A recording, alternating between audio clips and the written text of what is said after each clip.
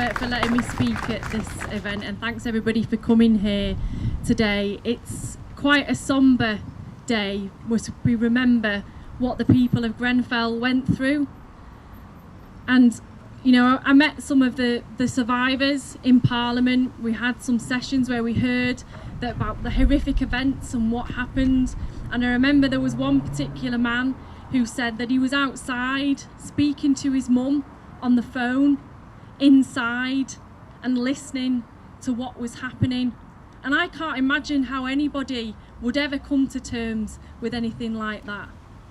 But what made me more upset when I was listening to what he was saying was, by the grace of God, it wasn't us. And I don't want to get political tonight, because I know the important message from our event is to remember and honour those who suffered in that horrific event. But the fact is that it shouldn't have happened. People knew in 2009, after the Lacknell house fire, of the risks involved in high tower blocks. The recommendations made in the coroner's request were for any building over a certain height, sprinklers should be retrofitted, and that the building regulation system wasn't fit for purpose and should be reviewed and amended. Yet in 2018, nothing has happened.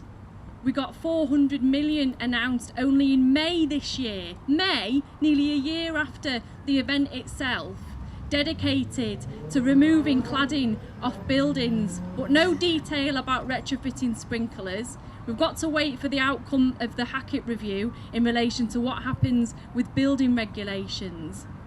But we've got to remember that the government has a duty of care to provide the safest place possible for our communities to live in, whether that's in social rented accommodation or private accommodation. And one of the staggering facts is that we know that there's over 300 tower blocks across the country in the socially rented sector. We've no idea how many private rented blocks there are, and when we've asked government for details, they don't even have a strategy to find out where the private rented blocks are.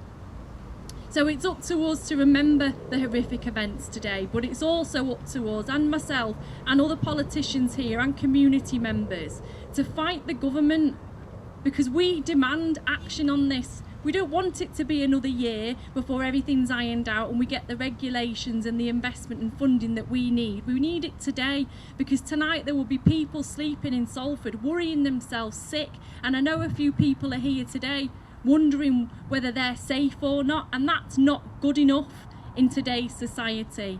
So thank you again for letting me speak and for commemorating the horrific tragedy that happened. And I know that our thoughts and prayers and love go out to all of the families and those who survived this horrific incident. Thank you.